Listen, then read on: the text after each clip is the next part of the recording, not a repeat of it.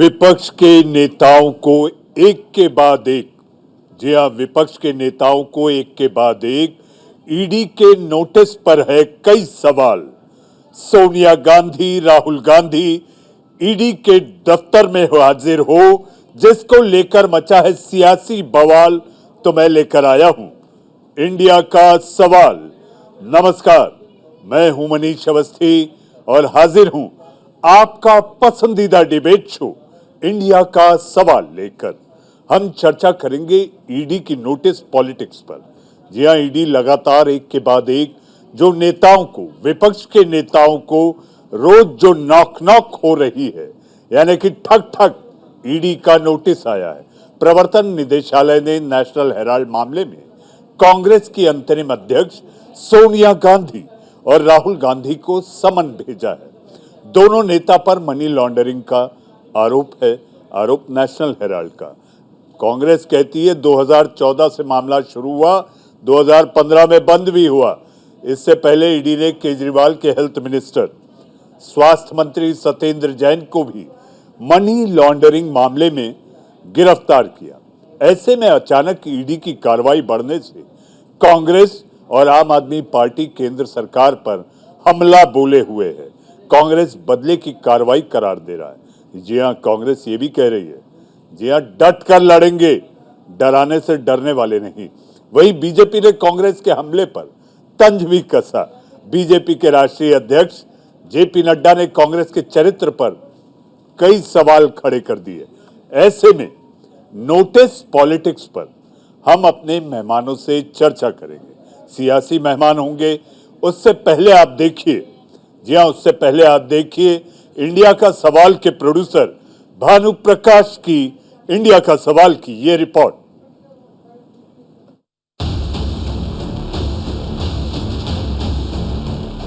पहले सत्येंद्र जैन, अब Sonia Rahul. ED notice पर पॉलिटिक्स हाई। प्रवर्तन निदेशालय ने कांग्रेस की अंतरिम अध्यक्ष सोनिया गांधी और राहुल गांधी को नेशनल हेराल्ड मामले में समन भेजा है। ईडी ने मनी लॉन्ड्रिंग केस में दोनों से 8 जून को पूछताछ में शामिल होने के लिए कहा है।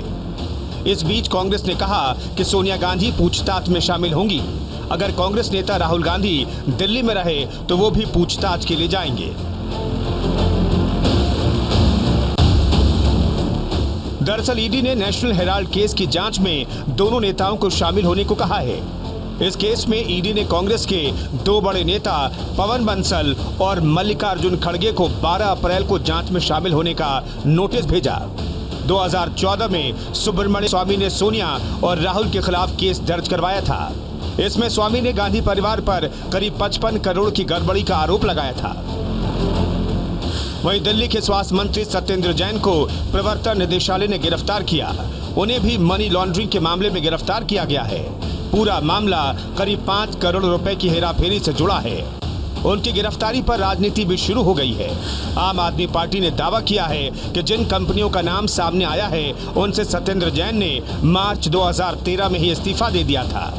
हालांकि मनी लॉन्ड्रिंग केस में गिरफ्तार दिल्ली के हेल्थ मिनिस्टर सत्येंद्र जैन को कोर्ट ने 9 जून तक ईडी की हिरासत में भेज दिया है।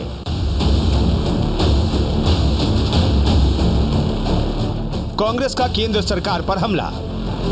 कांग्रेस ने अंतरिम अध्यक्ष सोनिया गांधी और पूर्व अध्यक्ष राहुल गांधी के खिलाफ नोटिस जारी होने पर केंद्र सरकार पर हमला बोला है।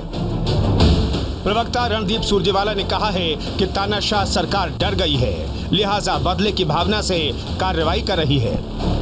आंदोलन की आवाज बने इस अखबार का मूल मंत्र तब और अब दोनों समय था, आजादी खतरे में है, अपनी पूरी ताकत से इसकी रक्षा करें। आज फिर उस समय की अंग्रेजी हुकूमत का समर्थन करने वाली विचारधारा आजादी के आंदोलन की इस आवाज को दबाने का घिनौना षड्यंत्र कर रही है। इस षड्यंत्र के मुखिया स्वयं प्रधानमंत्री श्री नरेंद्र मोदी हैं और उनका हथियार उनका चहेता और पालतू ईडी है। देश को गुमराह करने के लिए आए दिन मुद्दों को भटकाने की राजनीति में माहिर मोदी सरकार अब बदले की भावना में अंधी हो गई है। बीजेपी अध्यक्षा सोनिया राहुल पर तंज। वहीं कांग्रेस के वार पर बीजेपी अध्यक्ष जेपी नड्डा ने पलटवार किया है। उन्होंने सोनिया राहुल पर तंज कसा और कहा कि अगर चेहरा गड़बड़ है तो आईना साफ करने से फर्क नहीं पड़ता। कभी आपने देखा कि कोई मुजरिम बोले कि वो बेईमान है? कभी कोई मुजरिम बोलता है कि मैं बेईमान हूँ? सजा हो जाती है, 20-20 साल जेल में रह के जाते हैं। वो हमेशा ही बोलते हैं कि गलती में हमको फंसा दिया। तो जो आदमी कटघरे में खड़ा है, जो बेल पर है, तो बेल उठवा लो ना, चार्जेस हटवा लो ना, क्यों नहीं करते? तो इसलिए नहीं करते हैं क्योंकि कागज सच्चे हैं और कागज परमानेंट होते हैं, तो वो उनको उस जगह पर खड़ा रख रहे हैं। ये तो वैसे ही है ना कि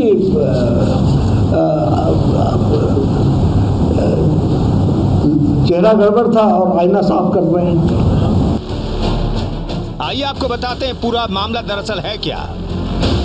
सुब्रमण्यम स्वामी ने नेशनल हेराल्ड केस में सोनिया गांधी, राहुल गांधी, दिवंगत नेता मोतीलाल वोरा, पत्रकार सुमन दुबे और टेक्नोक्रेट सैम पेत्रोदा पर आरोप लगाए थे।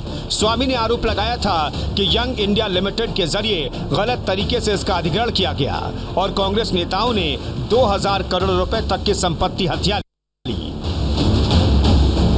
दरअसल इस मामले की इन्वेस्टिगेशन 2014 में ईडी की ओर से शुरू की गई। कांग्रेस इस मामले को लेकर कहती रही है कि यंग इंडिया लिमिटेड का मकसद प्रॉफिट कमाना नहीं है, बल्कि इसका गठन चैरिटी के लिए किया गया है। बहरहाल ईडी की कार्रवाई को कांग्रेस बदले की भावना से प्रेरित बता रही है, लेकिन नेशनल हेराल्ड केस में ईडी के नोटिस से फिलहाल सोनिया गांधी और राहुल गांधी की मुश्किलें बढ़ती दिख रही हैं। Bureau report, news India.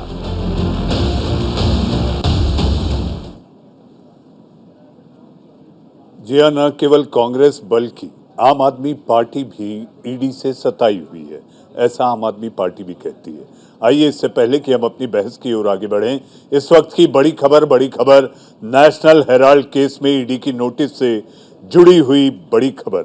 Money laundering मामले में ईडी ने सोनिया राहुल को भेजा है समन। 2 जून को ईडी के सामने राहुल गांधी को होना है पेश, लेकिन पेश होने से पहले राहुल गांधी समय मांग रहे हैं क्योंकि राहुल गांधी फिलहाल विदेश में है। सोनिया गांधी 8 जून को ईडी के सामने होंगी पेश। इस वक्त की बड़ी खबर, ईडी के नोटिस पर कांग्रेस के 2 बड़े नेता, एक कार्यकारी अध्यक्ष और दूसरे सांसद राहुल गांधी, दोनों ईडी दफ्तर पेश होंगे। लेकिन राहुल गांधी जो 2 तारीख को जिनको ईडी दफ्तर जाना था, वो इस समय विदेश में है और समय मांगा गया। जी हाँ, आपने बीजेपी के राष्ट्रीय अध्यक्ष जेपी नड्डा को ये बोलते हुए सुना कि अगर चेहरे पर दाग है तो आईना पोंछने से कुछ नहीं होता। जी हाँ, इसी पर चर्चा और बहस करने के लिए हमारे साथ मेहमानों का पैनल है। पैनल में हमारे साथ कांग्रेस के प्रवक्ता अरुण त्रिपाठी हमारे साथ है। अरुण जी, आपका बहुत बहुत स्वागत है। हमारे साथ बीजेपी के तेज तर्रार प्रवक्ता नेता यासिर जिलानी साहब हमारे साथ हैं। यासिर साहब, आपका स्वागत है। और हमारे साथ वरिष्ठ पत्रकार पीयूष पंत जी। पीयूष जी, आपका बहुत बहुत स्वागत है और आपकी टिप्पणी आज के इंडिया का सवाल में बहुत मायने रखेगी। जी हाँ, सबसे पहले मैं अरुण जी आपके पास आना चाहूंगा। डट कर मुकाबला करेंगे, सीना ठोक कर कहते हैं। डराने से हम डरने वाले नहीं। ईडी अपना काम कर रही है। आखिर कौन डरा रहा है, किस लिए डरा रहा है? ईडी के काम को आप लोग डट कर मुकाबला करने की ये बातें सामने क्यों आ रही हैं अरुण जी?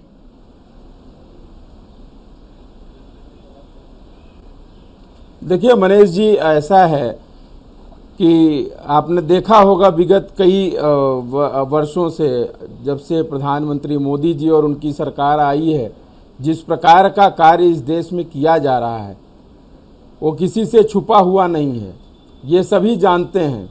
और इसीलिए जब आज आदरणीय सोनिया गांधी जी को, राहुल गांधी जी को सम्मान आया, तो हर कांग्रेसी जो इस देश में है वो सभी यही कह रहे हैं कि ना डरेंगे ना झुकेंगे और डटकर सामना करेंगे। क्योंकि आपको ज्ञात होगा कि इसी नेशनल हेराल्ड का केस 2015 में ख़त्म हो चुका था, कोई भी ऐसी गड़बड़ी नहीं थी। आज ये झूठे केस बना करके, जब कोई तथ्य ही नहीं है, कोई मनी लॉन्ड्रिंग हुई ही नहीं, कोई पैसे का लेन देन हुआ ही नहीं, तो मनी लॉन्ड्रिंग किस चीज़ की? इसका मतलब कि ये सरासर एक मजाक है ईडी का और सरकार का, कि इस प्रकार का कृत्य देश की मुख्य विपक्षी पार्टी के शीर्ष नेतृत्व और राष्ट्रीय अध्यक्षा के प्रति जिस प्रकार का कार्य किया गया है। मैं आपको एक चीज़ बता दूं मनीष जी, कि कांग्रेसी जो है वो हमेशा डट के मुकाबला करते हैं। राहुल गांधी जी विदेश यात्रा पे हैं, आपको पता है। जैसे ही राहुल जी आएंगे उसके बाद जरूर सम्मान आया है तो उसका जवाब भी देंगे। अगर वहाँ उपस्थित होना होगा तो उपस्थित भी होंगे, इसमें कोई गुरेज नहीं है। देश की जो न्यायिक प्रक्रिया है उससे भी हम लोग आगे बढ़ेंगे। कांग्रेस जो है वो सत्य और अहिंसा के रास्ते पर चलने वाली पार्टी है, और यहाँ के लोग भी, यहाँ झूठे लोग नहीं हैं। ना हम आईना पोंछते हैं, ना हमारे चेहरे पर दाग है।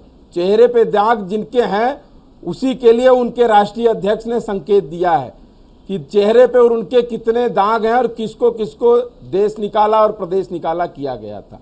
यह हमें बताने की आवश्यकता नहीं है, ना नाम लेने की जरूरत है। जी, नाम लेने की जरूरत नहीं है। मैं आपके पास कुछ और सवालों के साथ आऊंगा। अरुण जी, यासिर जिलानी साहब, यासिर साहब, जहां तक बात की जाए ईडी को लेकर ये कहा जा रहा है, कांग्रेस कहती है कि सताने के लिए, डराने के लिए सरकार इसका बेजा इस्तेमाल कर रही है। मनीष जी देखिए, कांग्रेस तो कुछ भी कहती रहती है। मैं आपको सिर्फ पीछे ले जाना चाहता हूँ। यंग इंडिया लिमिटेड ये किसकी कंपनी है?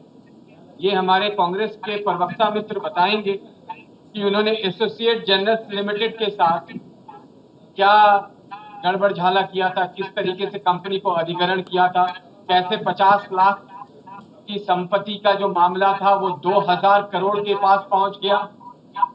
ये कांग्रेस के जो लोग हैं, जब उनकी तरफ कोई सवाल खड़ा होता है तो वो विक्टिम कार्ड की तरफ पहुंच जाते हैं कि सत्ता में हैं हम, सत्ता में भारतीय जनता पार्टी 2014 से है, हमें सता रही है। देखिए, पेपर मनीष जी झूठ नहीं बोलता, और पेपर के ऊपर इनके और भी नेताओं के नाम थे। उसके एक दो लोग, बोरा साहब, और वो तो जिंदा नहीं है, लेकिन जो लोग उसमें इन्वॉल्व, जो सच्चाई है वो भारत के सामने आना चाहिए। और ये मामला 2012 का है, जब सुब्रमण्यम स्वामी ने निचली अदालत में इस केस को ले गए थे और एक पिटीशन दाखिल किया था, और उन्होंने इस गड़बड़ झाले की तरफ इशारा किया। कांग्रेस पार्टी का इतिहास रहा है गड़बड़ करने के। जितने भारत के सबसे बड़े घोटाले हुए हैं, मनीष जी आप जानते हैं, कांग्रेस के प्रवक्ता बता नहीं पाएंगे, सब में डायरेक्ट इनडायरेक्ट कांग्रेस और कांग्रेस परिवार इन्वॉल्व रहा है अब तक। 2014 के बाद 2022 है, कोई ये नहीं कह सकता है कि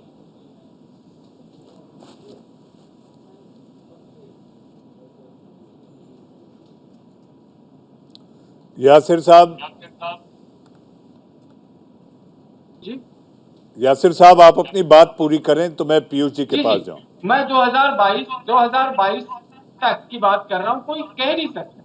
लेकिन अगर आपके लीडर पे, मैं इनका स्वागत करता हूं कि इनके लीडर विदेश में हैं और विदेश वो जाते रहते हैं, तमाम ऐसे वक्त में वो ज्यादातर विदेश रहते हैं, वो आएंगे तो कानून का सम्मान करें और जो नोटिस उनको गया है उसको पेश करें और पूछताछ में शामिल। अगर वो इन्वॉल्व नहीं होंगे तो बरी हो जाएंगे, और इन्वॉल्व होंगे तो बरी नहीं हो पाएंगे। यासिर साहब, कांग्रेस पार्टी के जो लोग, जी यासिर साहब, न केवल कांग्रेस आप पर आरोप है, यानी आप पर यानी बीजेपी पर आरोप है, विपक्षी दल कहते हैं कि न केवल कांग्रेस, सारे विपक्षी आपके निशाने पर हैं। और उसी कड़ी में मेरे साथ आम आदमी पार्टी के प्रवक्ता धनेंद्र भारद्वाज जी हमारे साथ जुड़ चुके हैं। धनेंद्र जी, आज कांग्रेस के लिए घंटी बजी है। देखिए मनीष जी, निश्चित तौर पर देश में तानाशाही सरकार चल रही है, सबको पता है, और पॉलिटिकल वेंडेटा के चलते, राजनीतिक विद्वेष के चलते विपक्षियों को के ऊपर इस तरीके की कार्रवाई हो रही है। सतेंद्र जैन साहब का केस कोई नया केस नहीं था, 9 साल पुराना केस है। 20 बार ईडी ने उनको बुलाया, और 20 बार ईडी ने पूछताछ करी, कुछ भी नहीं निकला। और 9 साल से लगातार चल रहा था। अगर सतेंद्र जैन साहब की अगर चींटी के बराबर भी, अगर सुई के बराबर भी कोई गलती होती तो अब तक मोदी सरकार ने उनको जेल की सलाखों के पीछे डाल दिया होता। और सीबीआई ने इस केस में खुद क्लोजर धनेंद्र रिपोर्ट जी, सबमिट लेकिन करी है अदालत ने हाईकोर्ट 9 में। दिन की रिमांड दी है धनेंद्र जी, 9 दिन की रिमांड दी देखिए गई मैं है। क्या, देखिए मैंने क्या कहा है कि भारतीय जनता पार्टी के लोग एफआईआर कर सकते हैं, एफआईआर करके बाद उनको अरेस्ट भी कर सकते हैं, लेकिन इस देश की न्यायपालिका में हमें भरोसा है। हमारे 35 विधायकों पे भारतीय जनता पार्टी के लोगों ने फर्जी मुकदमे दर्ज करे थे और हमारे 35 के 35 विधायक, हमारे 35 के 35 विधायक साजिश के तहत इन्हें फंसाया गया है। बाद में दूध का दूध और पानी का पानी सामने आ गया और भारत और दिल्ली के लोगों ने देखा कि जितेंद्र तोमर किस तरीके से अपराध में शामिल थे और उनका क्या हाल हुआ, ये भी दिल्ली के लोगों ने उसी सेम पैटर्न पे अरविंद केजरीवाल अभी सिर्फ वोट देने की कोशिश कर रहे हैं जितेंद्र तोमर, आप आम आदमी पार्टी के प्रवक्ता, यासिर साहब, यासिर साहब, आप थोड़ा सा रुक जाएं, क्योंकि तकनीक के जिस फॉर्मेट पर ये बहस हो रही है, यासिर साहब, आप लगातार इंडिया का सवाल कार्यक्रम में जुड़ते रहते हैं, आपको पता है कि तकनीक जिस तरह से है कि अगर एक वक्त पे कोशिश की जाए कि एक वक्ता बोले तो जाहिर सी बात है दर्शकों का भी लाभ होगा और अब बेहतर तरीके से आपके सवालों का क्या जवाब दिया गया और आप पर क्या सवाल उठाए गए, ये आपको जवाब देने में भी सहूलियत होगी। धनेंद्र जी, आप अपनी बात पूरी करें, हमारे साथ यासिर साहब भी है, वो आपको रिबटल भी देंगे। मनीष जी देखिए, मैं वही कह रहा था कि भारतीय जनता पार्टी की सरकार, नरेंद्र मोदी अमित शाह की सरकार पूरी तरीके से तानाशाही पे उतर चुकी है। इनको लगा कि जिस तरीके से सतेंद्र जैन साहब ने हिमाचल में काम शुरू करा, आज हिमाचल के लोग भी आम आदमी पार्टी और अरविंद केजरीवाल मॉडल और गवर्नेंस को एक्सेप्ट कर रहे थे। सतेंद्र जैन साहब बहुत मेहनत कर रहे थे और भारतीय जनता पार्टी को लगा कि सतेंद्र जैन साहब जिस तरीके की मेहनत कर रहे हैं, अगर ये मेहनत उन्होंने अक्टूबर नवंबर तक कंटिन्यू करी तो भारतीय जनता पार्टी का एक राज्य और जा सकता है। और पॉलिटिकल वेंडेटा के चलते, मैं बार बार कह रहा हूं, राजनीतिक विद्वेष के चलते सतेंद्र जैन साहब को एक फर्जी केस में ईडी ने अरेस्ट करा। और मैं फिर कह रहा हूं कि सतेंद्र जैन साहब सीएम साहब ने धनेंद्र जी, ईडी कहती है कि 6 शेल कंपनियां हैं। धनेंद्र जी, ईडी कहती है कि 6 शेल कंपनियों के तहत जो धन शोधन हुआ, यानी कि लॉन्ड्रिंग हुई, पैसे का लेन देन हुआ, उसको लेकर मामला है और कागज झूठ कैसे हो सकते हैं? मनीष जी मैंने कहा है कि ईडी जो है वो मोदी सरकार का पॉलिटिकल टूल बन चुका है। ईडी तो मोदी सरकार, यासिर साहब, कांग्रेस ने भी आरोप लगाया है कि ईडी आपके बीजेपी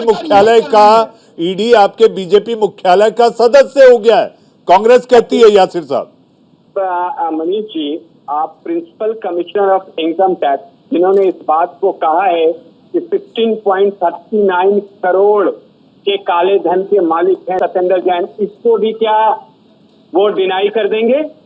अपने घनेंद्र भारद्वाज जी 56 शेल कंपनियों के मालिक हैं, क्या डिनाई कर देंगे?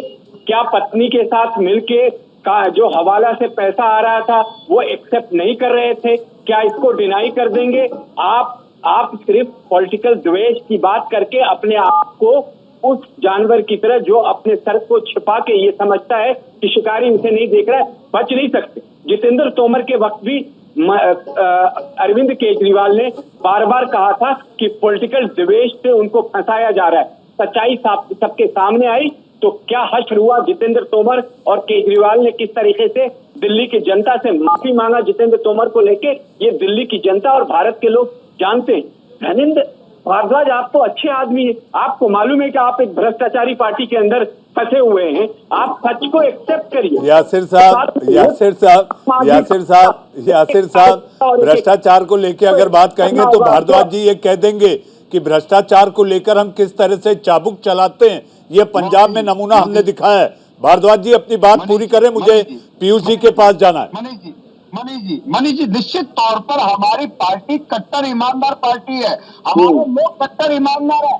सतेंद्र जैन साहब कट्टर ईमानदार आदमी है। सतेंद्र जैन साहब को तो इस देश का पद्म विभूषण मिलना चाहिए। उन्होंने मोहल्ला क्लिनिक बनाए, मोहल्ला क्लिनिक की जो प्रशंसा पूरे विश्व में हो रही है, 200 बीघे जमीन के मालिक हैं, 200 बीघे जमीन के मालिक हैं। कट्टर, आपके ईमानदार, जो भ्रष्टाचार का कोट ओढ़ रखा है उन्होंने, जो लबादा ओढ़ रखा है, ये हैं आपके सत्येंद्र जैन। इस पे आप कुछ बोलेंगे? और उनके खिलाफ आप ही के पार्टी के कई लोगों ने रिश्वत लेने का आरोप लगाया है। टिकट के बंटवारों को लेके हमने यासिर साहब घनेंद्र जी, मुझे ये मेरी बहस का पहला पड़ाव है और मेरे एक मेहमान जो कि वरिष्ठ पत्रकार हैं, जिनका निचोड़ इस पहले पड़ाव का आना जरूरी है। घनेंद्र जी छोटे में जवाब दें, मुझे पीयूष जी के पास जाना है। मनीष जी मैं ये कह रहा हूँ, मनीष जी मैं कह रहा हूँ कि भारतीय जनता पार्टी वो पार्टी है जिसके भ्रष्ट आदमी को क्लीन चिट कल देके दिल्ली की जनता को धोखा दिया अरविंद केजरीवाल ने। कल जिस तरीके की बात इन्होंने वीडियो में कही है, घनेंद्र जी आपके पास कुछ और सवाल ईडी पर आपके सवाल है, ईडी पर आपके सवाल है, कांग्रेस के सवाल है, इसको लेकर इंडिया का सवाल है, इसी पर मैं चर्चा करूंगा। मुझे ब्रेक लेने से पहले पीयूष पंत जी के पास जाना है।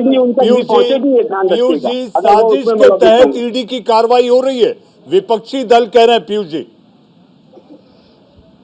देखिए मनीष जी, आपने एक बात कही थी, आपने नड्डा जी की बात कोट करी थी कि ये उन्होंने कहा कि जो शीशे में है कि विपक्षी दल अपनी जो है शक्ल देखना नहीं चाहते।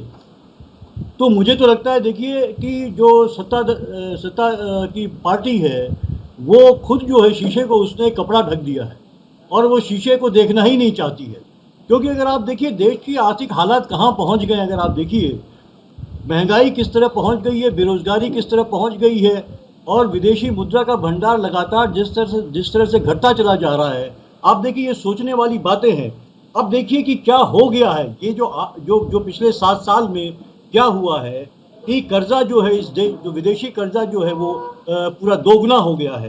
काला धन जो है दोगुना हो गया, जिस काले धन को लाने की बात करने के लिए मोदी जी ने जो है कि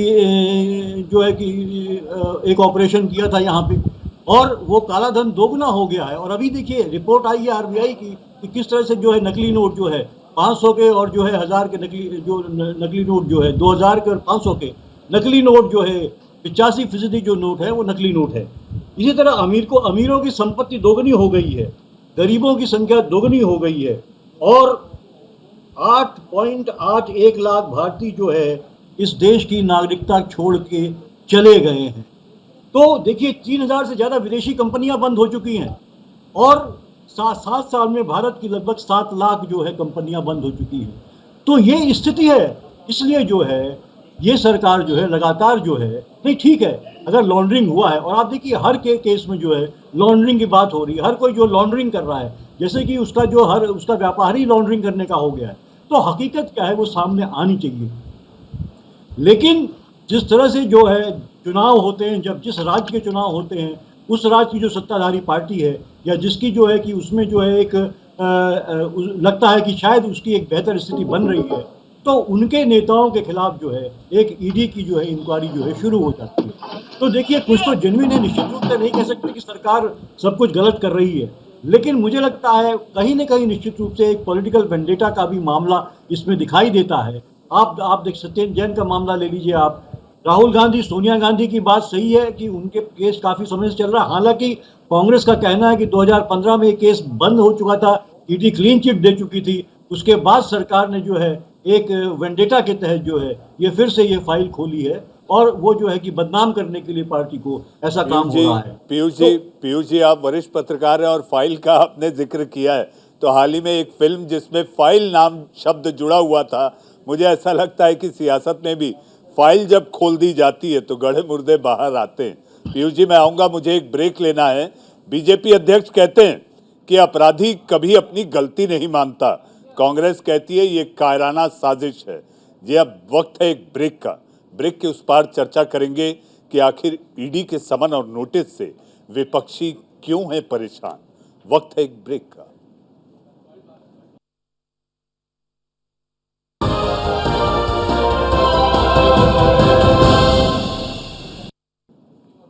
ब्रेक के बाद इंडिया का सवाल में आपका फिर एक बार स्वागत है। हमारे साथ सारे मेहमान, हमारे साथ अरुण त्रिपाठी कांग्रेस के प्रवक्ता, बीजेपी के प्रवक्ता यासिर जिलानी, पीयूष पंत जी वरिष्ठ पत्रकार और हमारे साथ घनेंद्र भारद्वाज आम आदमी पार्टी के प्रवक्ता हमारे साथ हैं। अरुण जी, कांग्रेस को लगता है कि हम सताए हुए हैं, फाइल बंद हो चुकी थी, जबरदस्ती खोली जा रही है। और जहां तक बीजेपी की बात करें, बीजेपी कहती है कि अपराधी जो कटघरे में होता है वो कभी ये नहीं कहता कि वो इसमें लिप्त है, वो कहता है मैं तो बिल्कुल पाक साफ हूं, मुझे फंसाया गया।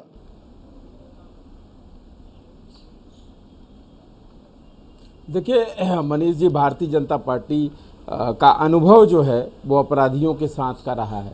आप देख रहे होंगे कि भारत देश में जितने भी अपराधी हैं वो भारतीय जनता पार्टी के शरण में है और भारतीय जनता पार्टी का संरक्षण है उनको। तो अपराधियों की भाषा जो है वो भारतीय जनता पार्टी भली बात जानती है, इसीलिए इस प्रकार का वक्तव्य वहाँ से आया है। दूसरी बात मैं एक चीज़ कहूँगा, आप बोले सताई हुई पार्टी, मैं तो ये भी कहता हूँ कि काफ़ी इस देश में मीडिया चैनल्स हैं जहाँ पर ईडी के छापे पड़े और उसका निष्कर्ष क्या निकला? निष्कर्ष ये निकला कि भारतीय जनता पार्टी और इनके चंद नेताओं की ब्रांडिंग और उनके झूठ को फैलाया जाए और आपके ऊपर जो ईडी का मुकदमा है उसको वापस ले लिया जाएगा। यही हुआ। आपने देखा भी होगा काफी सारे ऐसे चैनल्स हैं जो उनके यहाँ नतमस्तक हो गए और उनके यहाँ ईडी का जो छापा पड़ा उसका कुछ उत्तर या ये बात दीगर है, क्योंकि दूसरे चैनलों का मैं प्रवक्ता नहीं। सरकार इस प्रकार का दूसरे चैनलों का मैं प्रवक्ता नहीं, मैं तो अपने चैनल की ही बात करूंगा। मुझे इस बात की कोई जानकारी नहीं, ना ही मैं इसकी पुष्टि कर सकता हूं। मनीष जी आपके चैनल की आप जानकारी दे सकते हैं, दूसरे की नहीं दे सकते, अच्छी बात है। लेकिन चूंकि हम भारतीय राष्ट्रीय कांग्रेस पार्टी से हैं तो हम इस देश के हर नागरिक, हर चैनल, हर संस्थान के बारे में बात करेंगे और टीवी डिबेट्स पे तो बेशक इस बात को मुझे रखना पड़ेगा क्योंकि वो भी इसी देश के लोग हैं। दूसरी बात मैं एक चीज़ बताऊंगा कि सरकार जो है वो अपनी नाकामियां छुपा रही है और मैं आपके चैनल के माध्यम से मनीष जी इस देश के लोगों को सचेत कर रहा हूं कि ये सरकार कुछ बड़ा करने वाली है, क्योंकि जिस प्रकार विपक्षी निशाने पर ईडी के द्वारा लिए जा रहे हैं ये सरकार कुछ बड़ा करने वाली है। आपको ज्ञात होगा अभी पत्रकार महोदय बैठे हुए थे, मैं उनका साधुवाद करता हूं कि कम से कम नहीं वो तो देखिए आपके लिए 370 बड़ा होगा, मेरे लिए इस देश के बेरोजगारों को रोजगार देना बड़ा काम है। अभी एक भारतीय जनता पार्टी के मित्र बैठे हैं, बोल रहे थे कि कांग्रेस पार्टी बहुत घोटाला की है, घोटाले का नाम नहीं बता पाए, लेकिन उनको बोलिएगा 2 4 6 घोटाले तो हमारे मुजुबान पे है उनके खिलाफ। इन लोगों ने कोरोना में लाशों का घोटाला किया, इनकी सरकार आज तक ये नहीं बता पाई कि कितनी लाशें जली हैं। ये लाशों का घोटाला करने वाले लोग हैं। उत्तर प्रदेश की सरकार खुद किट का घोटाला करके अपने अधिकारियों पर मुकदमा चला दी। ऐसे घोटालेबाज लोग हैं, कफन के चोर हैं ये कफन के चोर घोटालेबाज हैं। और ये टीवी डिबेट पर यासिर साहब आप विदुषी प्रवक्ता हैं। अब शब्दों का इस्तेमाल ना किया जाए, अब शब्दों का इस्तेमाल किसी के लिए भी ना किया जाए, अब शब्दों का इस्तेमाल ना किया जाए। यासिर साहब तो भी आता नहीं तो दूसरी रास्ते भी आते हैं। बता रहे हैं दूसरों को, और अपराध का जो नहीं यासिर गिलानी को एक पार्टियों में से गुजर के गया है, अपराधियों के साथ देखिए अगर मनीष जी अगर ऐसे डिबेट आपको कराना है तो फिर आप मुझे यासिर साहब आपके पास आ रहा हूं। बीच में ना बोले यासिर साहब बीच में ना बोले, आवाज बंद करिए। यासिर साहब मैं पीसीआर से बदतमीज लोग टीवी डिबेट पे ना बुलाया अरुण जी शब्दों की गरिमा ना गिराई जाए, शब्दों की गरिमा ना गिराई जाए। आपको लाखों करोड़ों दर्शक सुन रहे हैं। अरुण जी, इंडिया का सवाल में इसके लिए कोई जगह नहीं है। लोकतांत्रिक तरीके से आप अपनी बात रख सकते हैं, लेकिन सोचे वही जो आप बोल सके और बोले वही जिसका आप जवाब ले सके। इंडिया का सवाल है। एक सेकंड यासिर साहब, पीसीआर मैं चाहूंगा कि अरुण त्रिपाठी जी और यासिर जिलानी जी को एक फ्रेम में लाया जाए और एक वक्त पर एक ही बोले।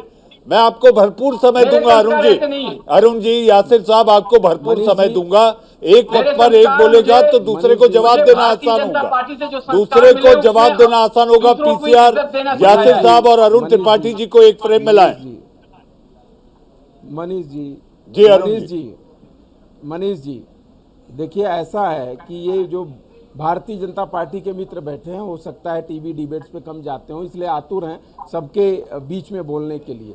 क्योंकि आम आदमी पार्टी का भी मित्र बैठा हुआ है, वरिष्ठ पत्रकार महोदय बैठे हुए हैं, कोई बीच में नहीं बोल रहा है। मैं भी बैठा हूं, जब ये बोल रहे तो मैं बीच में नहीं बोल रहा था। लेकिन ये आतुर है, इसका मतलब यही होता है कि वो अपने आप को दिखाते। देखिए फिर बीच में बोल रहे हैं कि आवाज आप बंद क्यों नहीं कर रहे साहब? यासिर साहब, यासिर साहब, यासिर साहब, यासिर साहब, यासिर साहब, यासिर साहब, यासिर साहब, यासिर साहब, अरुण जी, अरुण जी, अरुण जी, यासिर साहब, यासिर साहब, यासिर साहब, ये जो तकनीकी जो एक सेकंड अरुण जी, यासिर साहब, यासिर साहब, तकनीक के जिस फॉर्मेट पर बहस हो रही है इस समय आपका डाउनलिंक अरुण जी के पास जाने में वक्त लगता है, इसलिए मैं आपसे आग्रह करूंगा कि एक समय एक ही व्यक्ति बोले, सवाल आप उनके सुनकर जवाब देने का पूरा समय दूंगा। अरुण जी आप अपनी बात रखें, यासिर साहब सारे सवाल जहन में रखिए और सबके जवाब दीजिएगा। अरुण जी पहले आप। यासिर गिलानी जी, पहली बात तो मैं आपको बता दूं कि भारतीय राष्ट्रीय कांग्रेस का प्रवक्ता बाद में हूं, बनारसी हूं, ठीक है ना। और मोदी जी से पूछ लीजिएगा कि हम आपसे 10 हाथ आगे चलते हैं, वो हमारे यहां से सांसद हैं, ठीक है ना। 1 मिनट लगता है हमको बोलने में, समझ गए ना। हम बनारसी हैं, ये ध्यान रखिएगा। ये जो बदतमीजी टीवी पे कर रहे हैं ना, ये चलेगा नहीं। अगर इतने आतुर है ना तो टीवी एक चैनल खोल लीजिए, समझ गए। बेरोजगारी पे बात नहीं करेंगे, नौकरी नहीं देंगे युवाओं को, महंगाई बढ़ रही है, महिला उत्पीड़न हो रहा है और गाल बजा रहे हैं दूसरी बातों पर। अरे कुछ पढ़ लेते तो आगे काम आता भाई साहब, कुछ पढ़ लीजिए। अरुण जी व्यक्तिगत टिप्पणी ना करें। देखिए अरुण जी आप काशी से हैं, ये बहुत अच्छी बात है। नहीं व्यक्तिगत नहीं मनीष जी, व्यक्तिगत टिप्पणी ना करें। आप विदुषी प्रवक्ता है, आप पढ़े लिखे, आपके पीछे अलमारी में रखी किताबें ये बताती हैं कि आप पढ़ लिख कर डिबेट में आते हैं। आपके पीछे की जो भावभंगिमा है वो दिखाई देती है। तो मेरा आपसे व्यक्तिगत आग्रह है कि निजी टिप्पणी, व्यक्तिगत आक्षेप से बचना है। अरुण जी अपनी बात पूरी करें।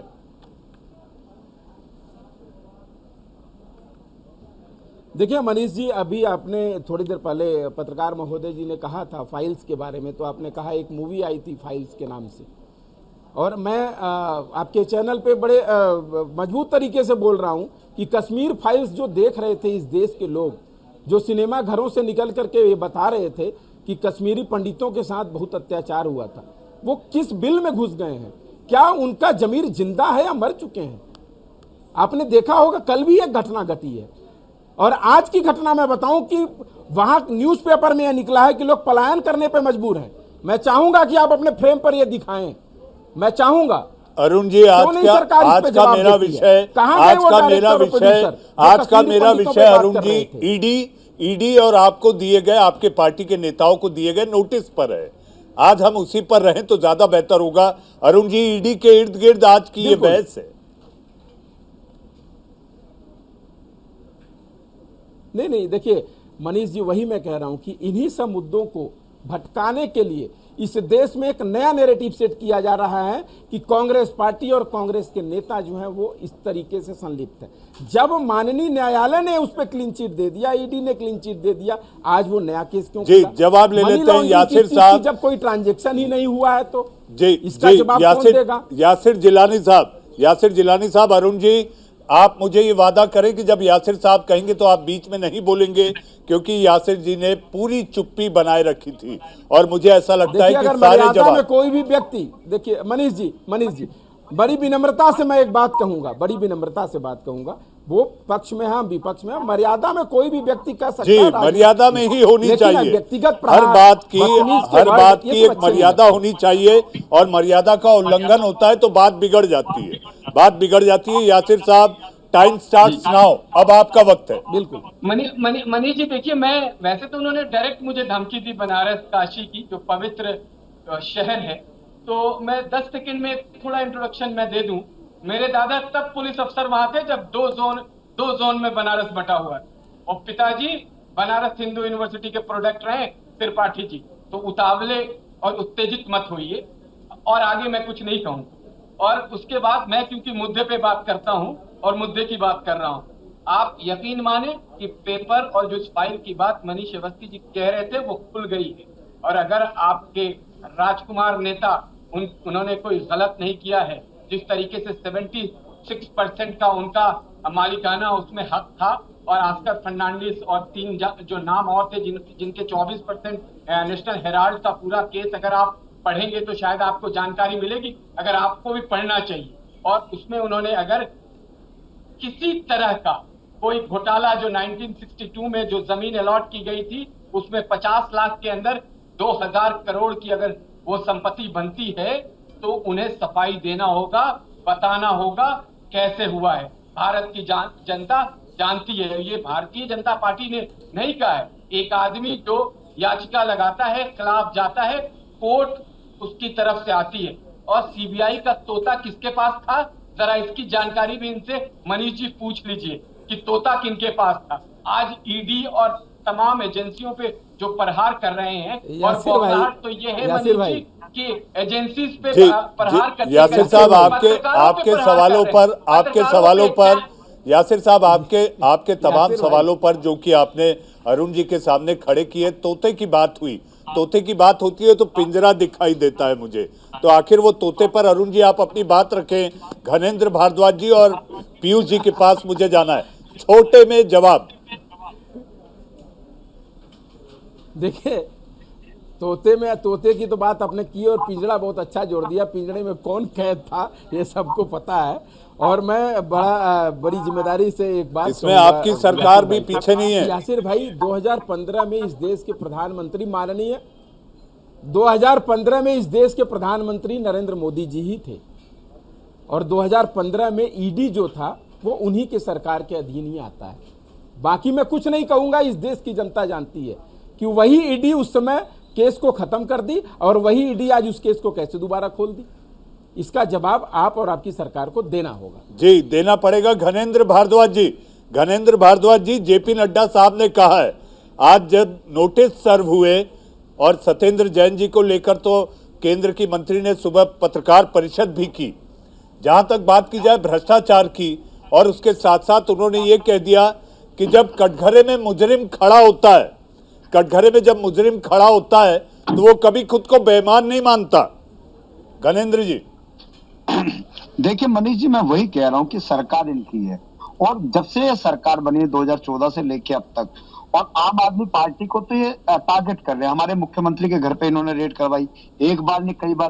पहली बार देश के इतिहास में होगा कि एक दरोगा स्तर का अधिकारी मुख्यमंत्री के घर में बिना बताए रेड कर देता है, मुख्यमंत्री के घर के सारे कागज खंगाल देता है, बेडरूम खंगाल देता है,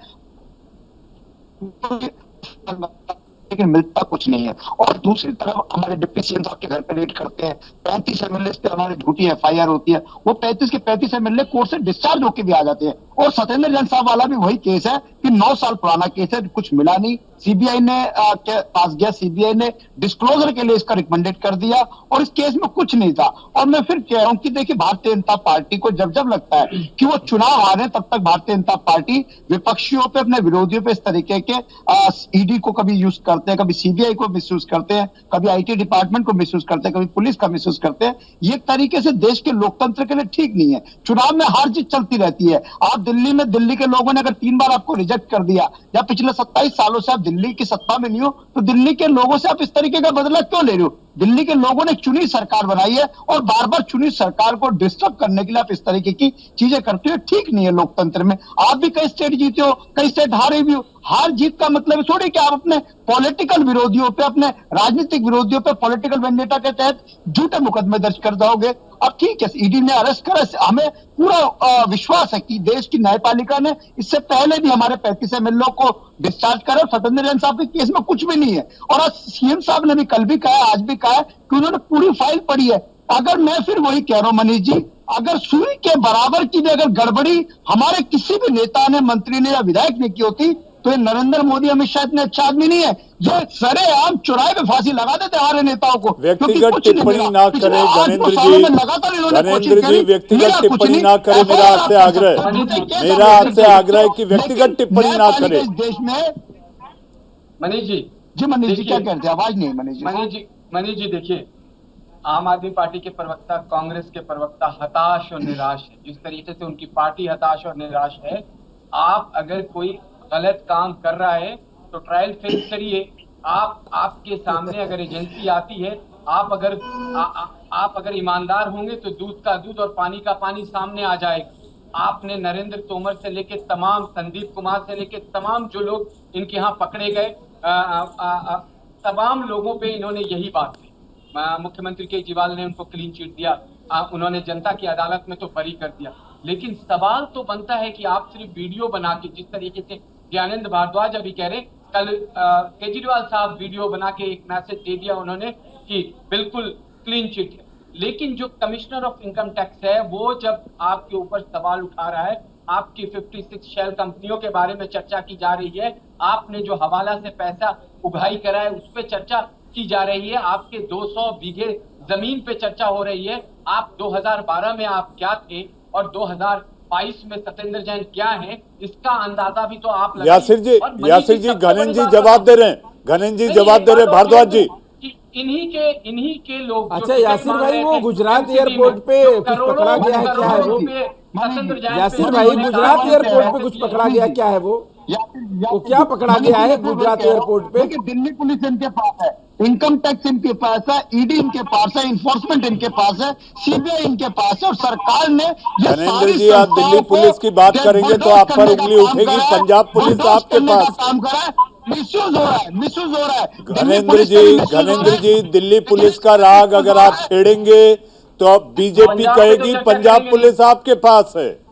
नहीं, देखिए, मैं वही कह रहा हूँ कि जिस तरीके से भारतीय जनता पार्टी के लोग लगातार आम आदमी पार्टी की बढ़ती लोकप्रियता और अरविंद केजरीवाल की बढ़ती लोकप्रियता से इसलिए परेशान है कि लोग, इनको लग रहा है कि देश के लोग अब अरविंद केजरीवाल को पसंद कर रहे हैं। Arvind Kejriwal model of governance देश के लोग मांग रहे हैं, और जैसे हम जब से पंजाब जीते हैं तब से नरेंद्र मोदी और अमित शाह की नींद उड़ी हुई है, इनको नींद नहीं आ रही रात भर ये सोचते हैं कि कैसे अरविंद केजरीवाल को परेशान किया जाए, कैसे आम आदमी पार्टी के नेता कार्यकर्ताओं को परेशान किया जाए, कैसे मंत्रियों को परेशान किया जाए। मुख्यमंत्री को एहसास है कितना बड़ा कानून के साथ छले, जनता के वादों के साथ छले, जनता ने जो आपको विश्वास किया उसके साथ छले, जिस आदमी को गिरफ्तार हो चुका है उसके साथ अगर अरविंद केजरीवाल खड़े हैं तो आने वाले चुनावों में आप उसका नतीजा देखिएगा दिल्ली में क्या होने जा रहा है आपके साथ।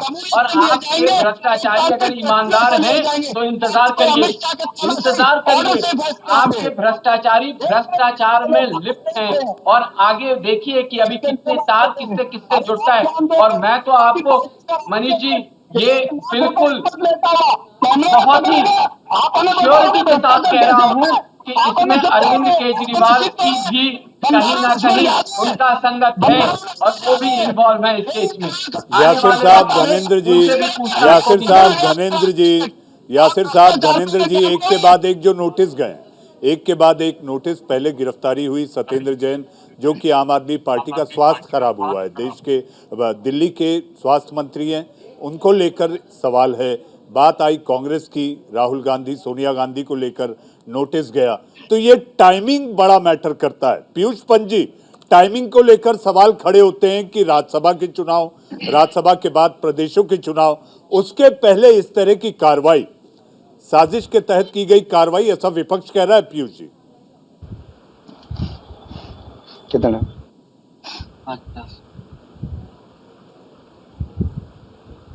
पीयूष जी आवाज आ रही है? जी। पीयूष जी, आप मेरा सवाल सुन पाए थे? जी हाँ, टाइमिंग की बात आप उसके संदर्भ में कह रहे थे। जी। निश्चित रूप से देखिए मनीष जी, बिल्कुल देखिए, ये ठीक है, जिनके खिलाफ जो है ईडी की इंक्वायरी होती है, अगर उन्होंने गड़बड़ी करी है तो उसकी इंक्वायरी होनी चाहिए। लेकिन वही टाइमिंग पे सबसे बड़ा सवाल उठता है कि जब जो राज्य में चुनाव होने वाले होते हैं तब जो है कि वो राज्य में जो भी पार्टी जो है, अगर वो भारतीय जनता पार्टी को चुनौती दे रही होती है या उसकी सरकार हो वहाँ पे है, तो निश्चित रूप से उसके खिलाफ जो है कि उसके किसी न किसी जो है मंत्री या उसके किसी न किसी जो अधिकारी है, पार्टी का जो नेता है, उसके खिलाफ जो है ईडी की इंक्वायरी बैठ जाती है। आपको बंगाल का भी हाल का चुनाव याद होगा, किस तरह से जो है लगातार जो है अभिषेक बनर्जी और उनके पत्नी के खिलाफ जो है लगातार शुरू हो गई, और चुनाव खत्म हुए, भारतीय जनता पार्टी हार गई। तो उसमें जो है कि आप देखिए किस तरह से एकदम से डिले होने लगा, एकदम वो धीमी गति से शुरू हो गया। अभी हालांकि अभी कुछ दिन पहले फिर से जो अभिषेक बनर्जी की पत्नी को बुलाया गया था ईडी, लेकिन वो जिस तरह से उन्होंने इंटेंसिफाई तरीके से उस चुनाव के समय किया गया था कि बदनाम करने के लिए और भारतीय जनता पार्टी वहाँ पे स्कोर कर सके एक मॉरल ग्राउंड पे जाके। इसी तरह आप देखिए कि हमने और जगह भी देखा इस तरह का। अब आप कहेंगे कि साहब अब शिमला की बात आ रही है, हिमाचल प्रदेश की बात आ रही है, जहां आम आदमी पार्टी के सत्येंद्र जैन वहां के प्रभारी हैं, तो ये बात कही जा रही है। आखिर सत्येंद्र जैन पे पहले क्यों नहीं शिकंजा कसा गया? आज से 6 महीने पहले क्यों नहीं कसा गया शिकंजा? जिसे चुनाव पास आ रहे हैं तो ऐसा क्यों हो रहा है? फिर आप कहेंगे कांग्रेस से क्या खतरा है जो सोनिया गांधी और राहुल गांधी को।